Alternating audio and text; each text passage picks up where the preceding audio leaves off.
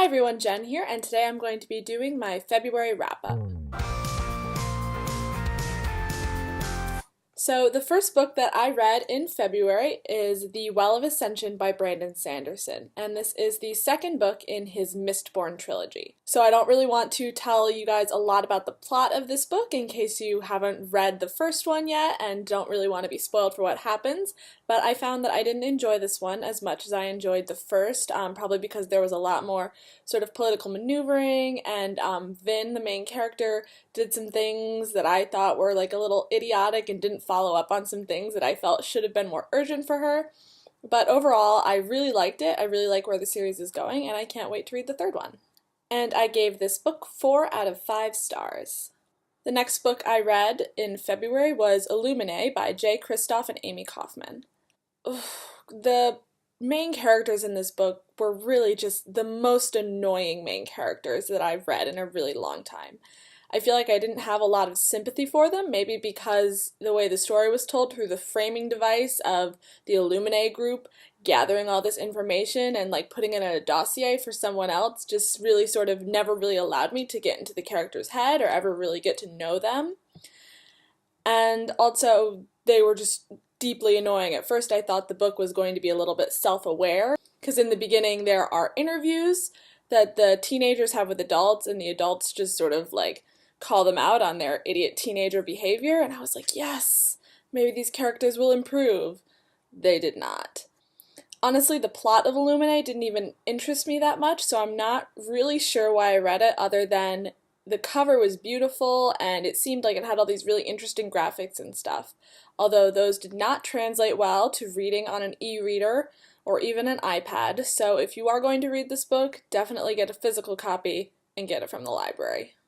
And I gave Illuminae 2 out of 5 stars. Next, I read Shadow and Bone by Leigh Bardugo, and that is the first book in the Grisha trilogy. So in this book, the main character, Alina, discovers that she has Grisha powers, and so she's taken away out of her job in the army to sort of go to magic boot camp, and this book had a lot of potential, but it wasn't as good as I thought it was going to be. There was nothing that I strongly disliked about it, but there wasn't really a lot that I liked about it either. I thought that Alina, the main character, wasn't as fleshed out as she could have been.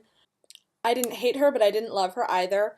She seemed to be really obsessed with like beauty and how pretty things are. Like when she first goes to the capital city to start training, she is constantly describing how gorgeous and beautiful everything is and how like hot and pretty all the people are and how she just hates the way she looks, and I felt like it was very superficial.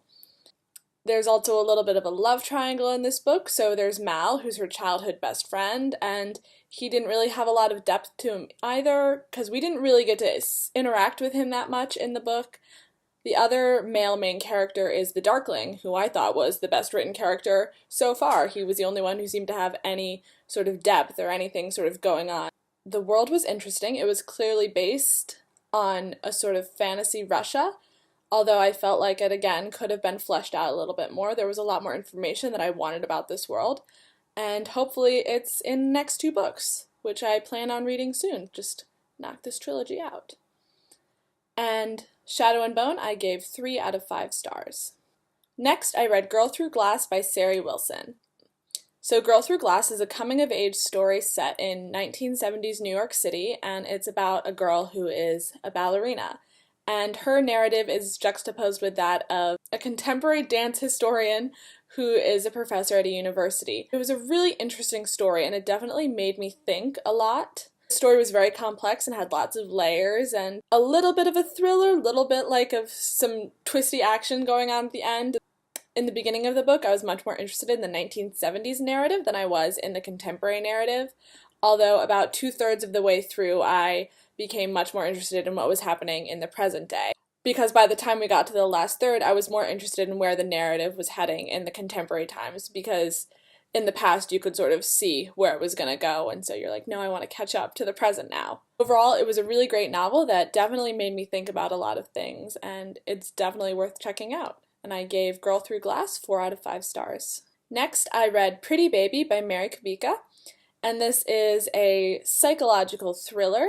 So in Pretty Baby, there are three main narrators: Heidi, her husband Chris, and then a homeless girl who Heidi sort of takes in off the street, and because the homeless girl has a baby and Heidi wants to sort of help take care of it. So this was a dark, sort of disturbing story that I just sort of whipped through in one day. There wasn't really anything special about it. You could sort of tell where the twists were coming. There were a few more minor details that were very easy to pick up on how they would become relevant later.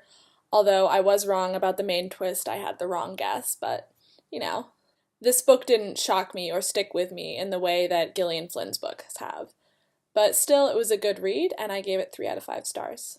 Next, I read Glass Sword by Victoria Aveyard, and it is the second book in her Red Queen trilogy. So I'm not going to say too much about the plot, although it was a sequel and it definitely felt like it. The book really fell short for me. It seemed like most of the plot was concerned with setting up what I'm sure is going to be a very epic conclusion to the series.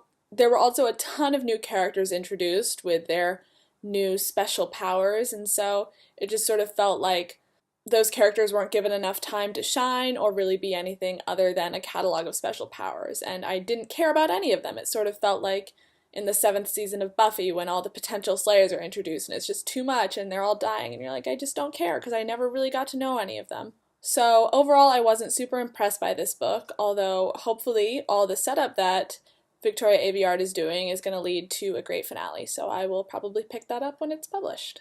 And I gave Glass Sword 3 out of 5 stars. The next book I read was Gold Fame Citrus by Claire V. Watkins. And this one I actually did a full review of, so I will link that down below if you are interested. But it is a post-apocalyptic literary fiction novel that I liked but didn't love, and had great world building but characters that I wasn't really big fans of, and I gave it 3 out of 5 stars. Also this month I read Oryx Crake by Margaret Atwood. Oryx Crake is another adult literary fiction dystopia. In comparison to Gold Fame Citrus, I liked this one a lot more. So the main character in this novel is Snowman, who went by Jimmy when he was younger, and the reader is sort of thrown into this post-apocalyptic future and you have no idea what's going on, and just there's Snowman saying he's the only human left, and then you get the flashback narration of Snowman as Jimmy telling you everything that sort of happened to get up to the point where you're at the beginning of the novel. So I thought it was really fascinating. I was much more interested in Jimmy's story than I was in Snowman's story, just because I wanted to know how they got there, not what Snowman was doing currently, which wasn't like the most interesting aspect of the narration. Although in Jimmy's past there was a whole stretch of time when he was at university and not a whole lot was happening, and he was sort of separated from what I felt was the main action. I felt like that part could have been cut. Also, I wish that Jimmy's relationships with Oryx and Crake had been expanded on more. We get a lot of flashbacks of just isolated pieces of conversation that Jimmy had with Oryx, which didn't really give me enough information about her character. And also, Crake is so central to the novel, but when Jimmy's at college, he separated him from him for a large period of time, and then at the end, we're not really given enough information about Crake's motivations to do what he does, but I feel like that's the same boat that Jimmy was in, so does it add to the novel? I don't know. I was just very curious and I wanted to know. But there are 2 more books in Margaret Atwood's Mad Adam trilogy, although Jimmy/Snowman is not the main character narrator in those books, although I do believe he makes appearances. So I'm very excited to check those out. And Oryx and Crake, I gave 4 out of 5 stars. The last book that I read in February was The Picture of Dorian Gray by Oscar Wilde, and I loved this book. This book was amazing, and I cannot believe that I haven't read it sooner. Oh my god! Although, honestly, if I had read it sooner, I don't know if I would have picked up on all the things that I picked up in this reading, because it takes place in London, and I'm currently living in London, and it takes place in the 19th century, and I have spent a lot of time studying 19th century art and collecting, so there were so many references to things in here that I was like, yes, I get it. Oh, So this book I gave 5 out of 5 stars because it was just perfection and just everyone should read it. Considering that it was written in 1891, the text is surprisingly readable.